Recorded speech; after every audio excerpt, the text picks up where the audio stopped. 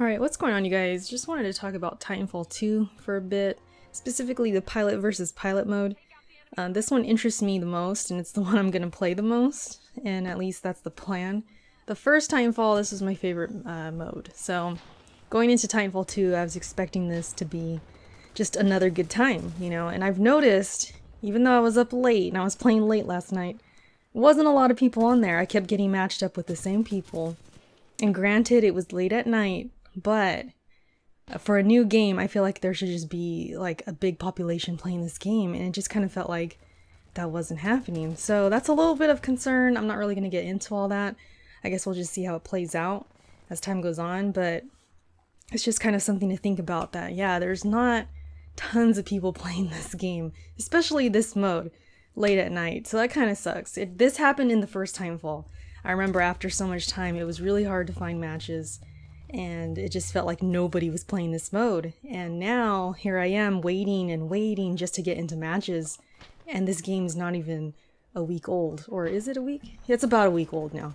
So, kind of concerning. But anyways, so yeah, Pilot versus Pilot is a fun mode. It's 8v8. There's a lot of action going on for the most part, if people aren't just camping. We're gonna get into that. But yeah, it has the most people in it, and you don't have to really worry about Titans, you don't have to worry about bots. It's just straight up gun on gun, TDM style, pretty much. And it's for, it stands for a good time, but the issues with this game and the stuff that is implemented in this game as far as perks and things like that kind of ruin this mode, in my opinion.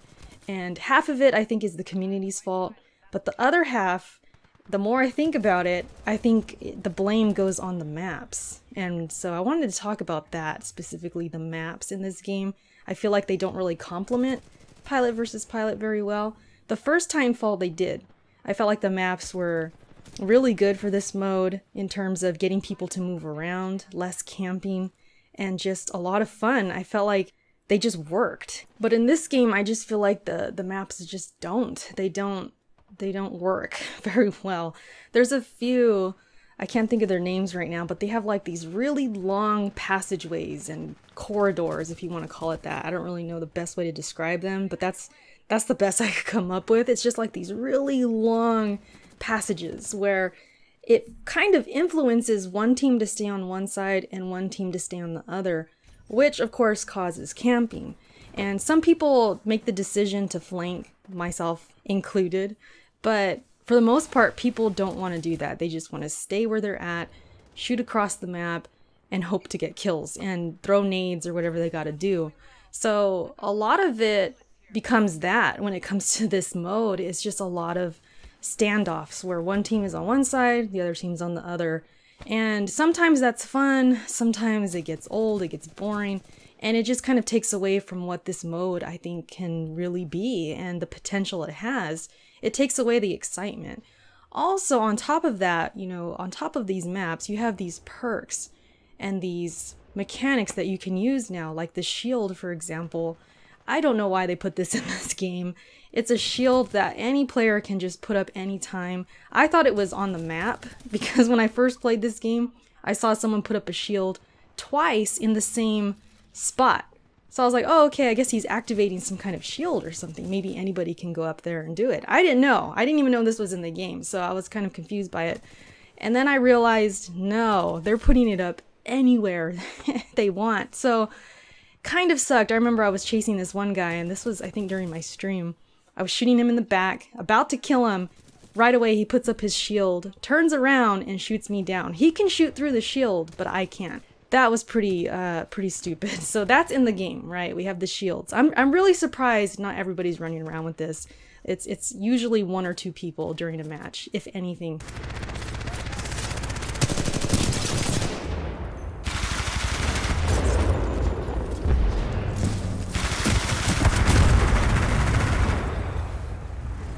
The two main things that people do use, and I think they're even worse, is the Sonar and the map pack. If you don't know what these two are, the Sonar is a blade that someone can throw, and it has a radius where they can see the opposite team behind walls. So if they're in that radius, they can be seen.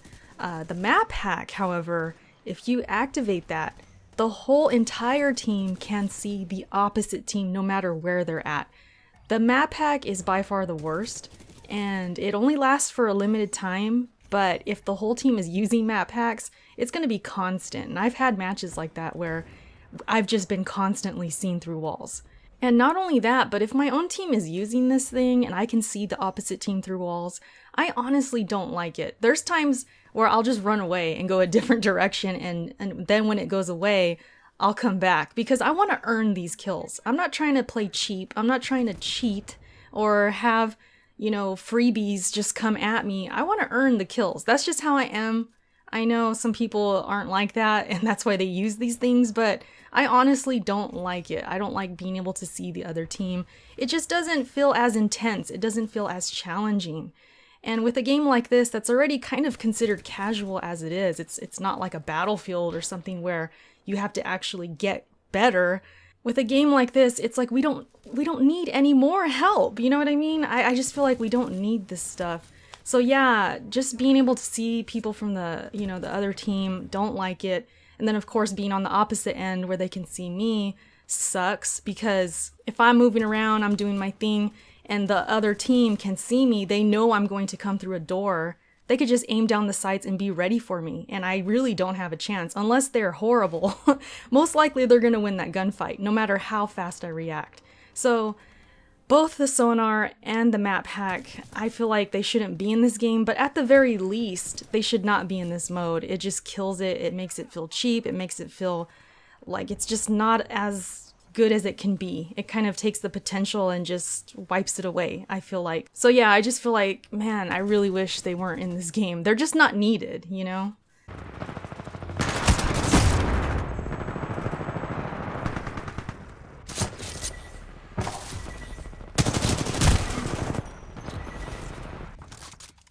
Cloaking, I'm kind of on the fence about, because I have used cloaking in the past. I usually use it to get away from Titans, or if I shoot out of my Titan when it explodes. I like to be cloaked because I don't want no one to see me. I'm in the air. I just want to make it more difficult. As far as the people who use it all the time, I could still see them. They're like little predators running around. I could see them running. So I really think the cloaking's not as bad. I think the sonar is definitely worse. The cloaking I can deal with because it's just that person. The whole team isn't cloaked. You know what I mean? So I think when it affects the whole team, that's where it's a problem, especially on a mode like pilot versus pilot. If your whole team can see you and the other team, it's just cheap. It's just really, really cheap. And even on the side that's using it, I don't like it. I don't like seeing people through walls. I just really don't. So yeah, like I'm saying, with the maps combined with this stuff that people are using, combined with the camping, it can make for a bad time, and that bums me out because I really do like this mode. Like I said, I loved it in the first game, and the maps I felt like just really complemented it really well, and we didn't have these extra things there. We just had our wall running, our, double jump and all of that, and that was it. Of course you had some camping there as well. Camping's gonna come with any FPS. I mean, that's just how it is. People camp. But when the maps influence it and make it worse, that's when it becomes a problem and it becomes more obvious and more annoying and aggravating. So I feel like Titanfall 2, because of the maps and how they're designed and because of these other extra perks, it just makes it worse and worse. So I'm going to give it more of a chance. I'm going to still keep playing it. That's the thing too, is that I actually still want to play it. So there's something here that's bringing me back. It kind of reminds me of Call of Duty in that way, like the good Call of Duty back when I was playing the first Black Ops, Modern Warfare 2, where I would have these moments of like guys camping and annoying me and I was getting mad and all of that. I would step away for a few hours and then I'd want to play again. I have that same feeling here. So that's where it reminds me a lot of Call of Duty. There's some other things too as well that remind me of Call of Duty, of course, but just the overall experience, I can definitely compare them, and I feel like they're very, very similar. So whenever I say Titanfall 2 is a lot like Call of Duty, I don't always necessarily mean the gameplay or the design and graphics and stuff like that. It's kind of the experience, the overall experience. I feel like this game could have been the game that knocked Call of Duty off, and I'm kind of surprised it hasn't. Honestly, I know it came out at a bad time, especially this game, but I do feel like this game should have been the game that took the place of Call of Duty. I don't know, that's just me, because I feel like that experience is still here. Like, you still have that, you know, quick life and death moments. You know, you die, you kill somebody, you die, you kill somebody. That happens a lot. There's BS moments where you shoot the guy first, but they get the kill, or you just get an assist. Things like that. And it just really reminds me of Call of Duty. It's like, man, I remember feeling like this, like having these BS moments, but I keep wanting to play. I keep saying one more game. I can't end with a loss. I need to do better. Like, I have those same feelings. So it's pretty crazy how, you know, this kind of, I guess, took the place of Call of Duty for me, which is not a bad thing, because I'm really not interested in these new Call of Duties. I haven't been since Black Ops 2.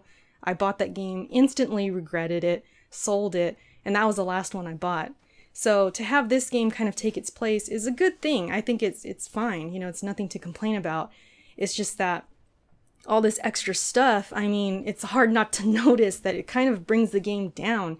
And with the player count going down and it not selling well so far as we know, in the UK it's down. We haven't heard the US numbers, but I'm imagining they're going to be down compared to the first one. I mean, bad launch date, just really, really bad release date. So yeah, there's a lot going on with this game right now. It's kind of the talk as far as, you know, games that are kind of flopping or whatever. And until we see the rest of the numbers, we can't really call it a flop yet, but I'm predicting, yeah, it's not going to be so hot. I can tell just by trying to get into lobbies and trying to get into matches. It takes a minute sometimes. It takes a while. So that to me tells me, yeah, there's not a lot of people on, and that's not good. So anyways, I'm rambling. I just wanted to talk about this mode and specifically these problems. Sonar has to go. That's my opinion. I'm gonna stand by that forever. It's just one of those things that this game could really do without. So yeah, that's it, you guys. Let me know what you think about Pilot versus Pilot, or just this game in general. Let me know how you're feeling about the game. And that's it, you guys. Thank you so much for watching, and I'll catch you in my next video. Peace.